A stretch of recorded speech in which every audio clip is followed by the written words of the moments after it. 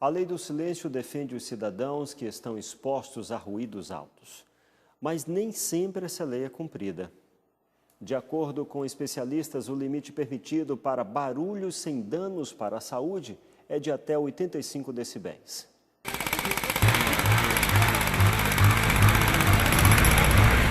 Uma coisa é certa, o barulho irrita, incomoda, mas não causa danos aos órgãos de quem estiver em dia com a saúde.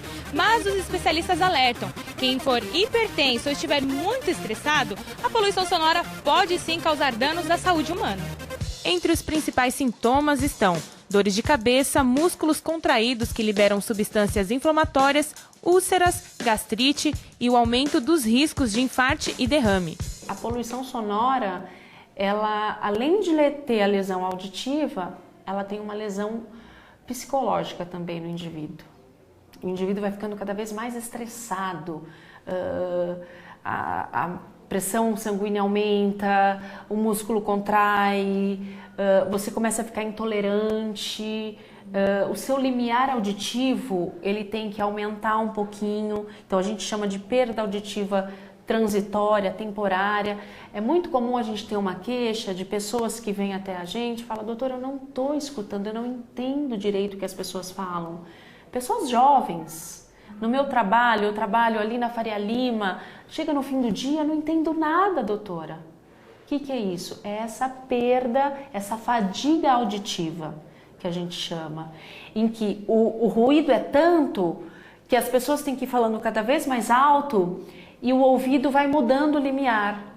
Chega no fim do dia, você escuta muito menos do que você escuta no começo do dia, em que você repousou durante a noite, seu ouvido descansou, então você acorda escutando e entendendo as palavras. Chega no fim do dia, que trabalha naquele lugar com muito ruído, muito trânsito, ônibus, muita coisa, a pessoa já não entende. Quando vem pra gente e faz um exame audiométrico, que é o exame da audição, dá normal.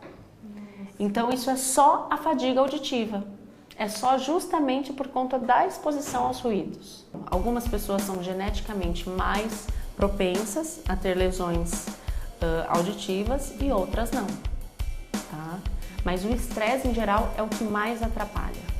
Se você for pegar uma casa noturna, ruído de trânsito, chega a 90 decibéis, mais de 100 decibéis. Então isso constantemente já vai causar uma lesão irreversível para a audição. Mas isso precisa de um tempo de exposição mínimo para ter uma lesão auditiva. Qual seria esse tempo? Vai depender muito, tá? Na legislação brasileira, o que permite são 40 horas semanais e por dia 8 horas de exposição a 85 decibéis.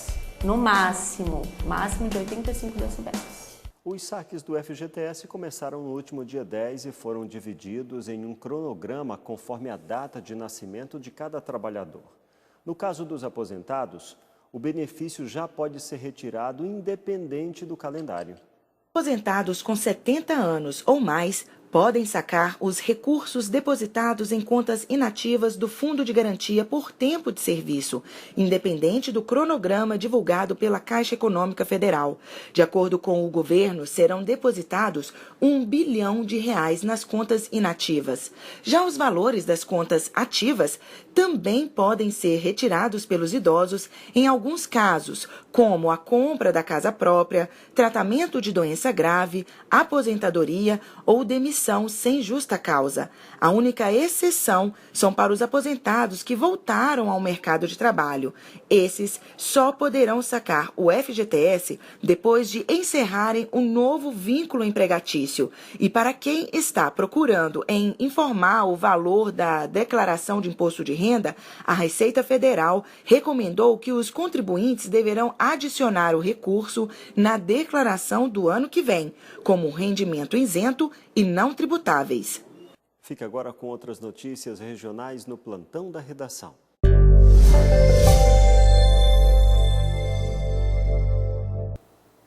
A Prefeitura de Pindamonhangaba informou que está retomando o projeto de fechamento completo da Feira Livre na Praça Engenheiro José Salgado Ribeiro.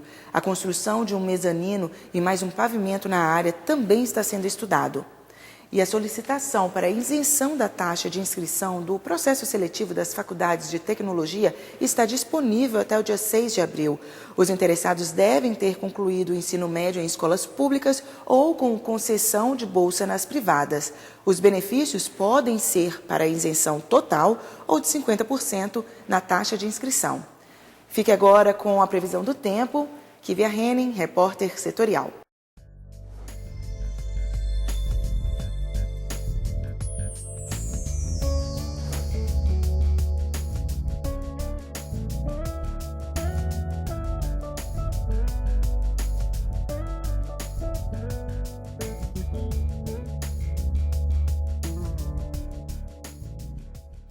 Acompanhe a segunda parte da entrevista do dia com a assistente social Áquila Cristina.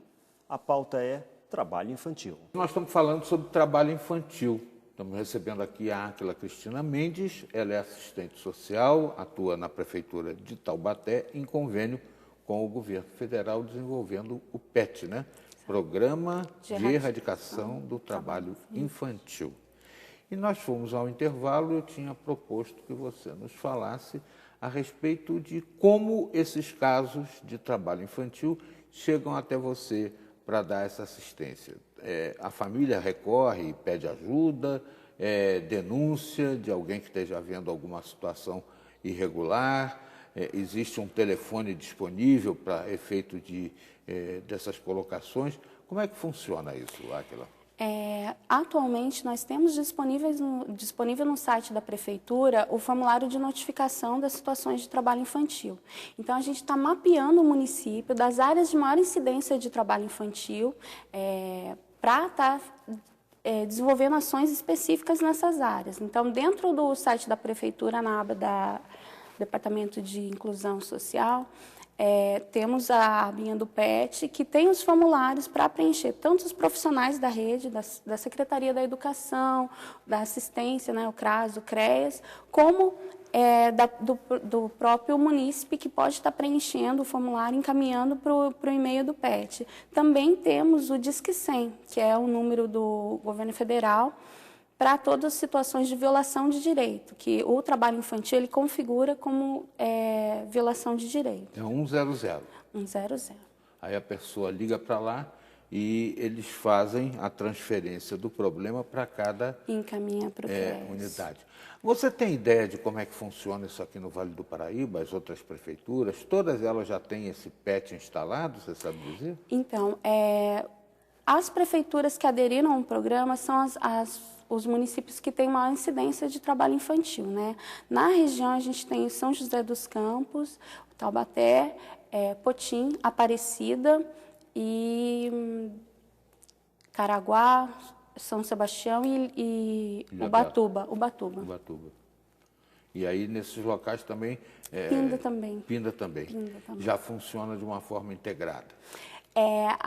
O PET ele desenvolve ações articuladas entre as secretarias, né? Porque o trabalho infantil ele necessita de todas as secretarias, todas as políticas articuladas para que seja combatido, né? Então, assim, atualmente a gente até está numa discussão para que os municípios do Vale do Paraíba e Litoral Norte façam uma capacitação, uma orientação para erradicar na região toda, né? Para pensar nessa questão do trabalho infantil e estratégias de combate ao trabalho infantil na região toda.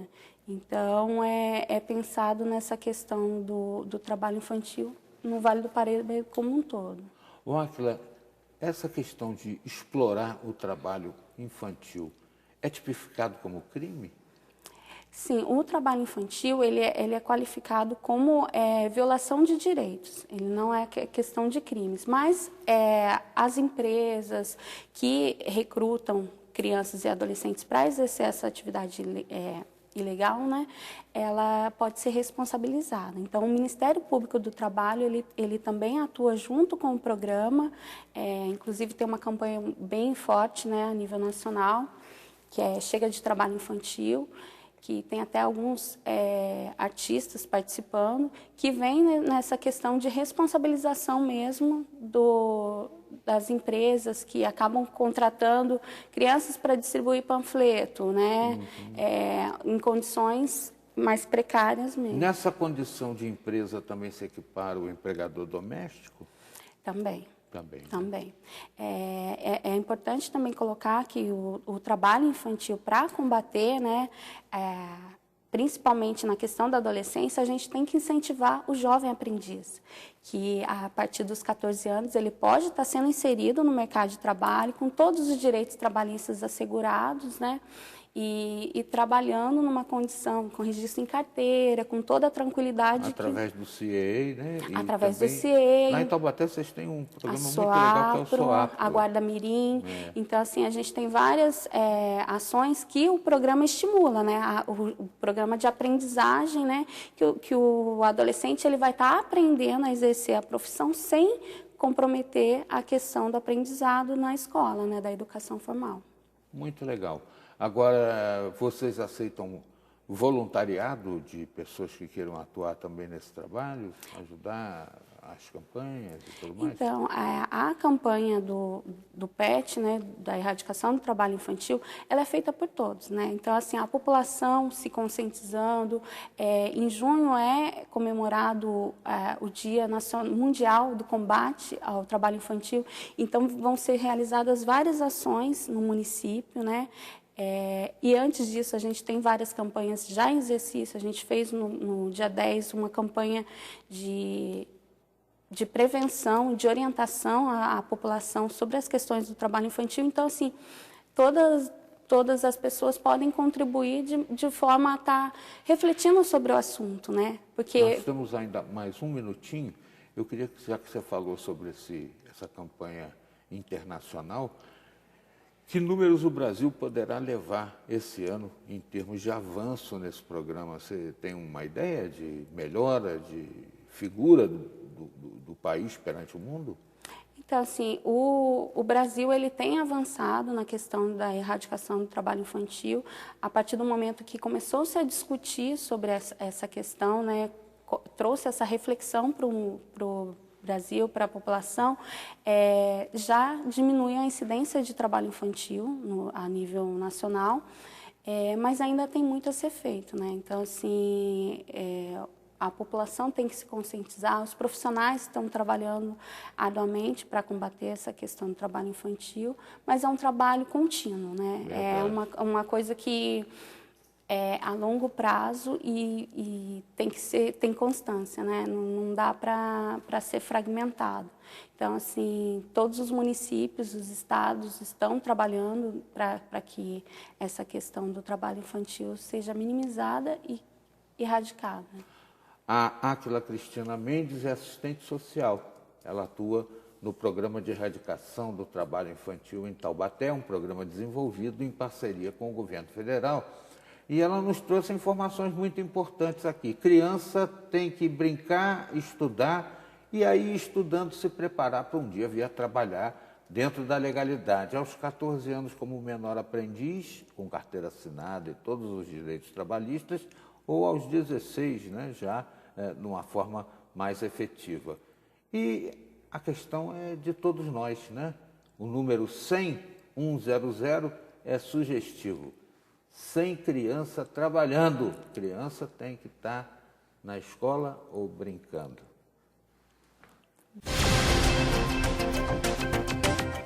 Nesta edição você viu que aumentou o número de inadimplentes com a taxa de condomínio. Sedentarismo é tão perigoso quanto tabagismo e obesidade. Contas inativas do FGTS podem injetar mais de 35 bilhões de reais na economia. Pessoas expostas a ambientes com barulho em excesso são propensas a desenvolverem o estresse e outras doenças. Estes são alguns dos destaques mais importantes desta edição. Você pode rever todas as nossas reportagens no portal repórtersetorial.com. Acesse, compartilhe. Visite também o nosso perfil no Facebook, Instagram e o nosso canal no YouTube. Temos um encontro marcado de segunda a sexta ao meio-dia, aos sábados e domingos às 11 da noite. E lembre-se, a boa notícia é, quando Jesus voltar, todo olho verá.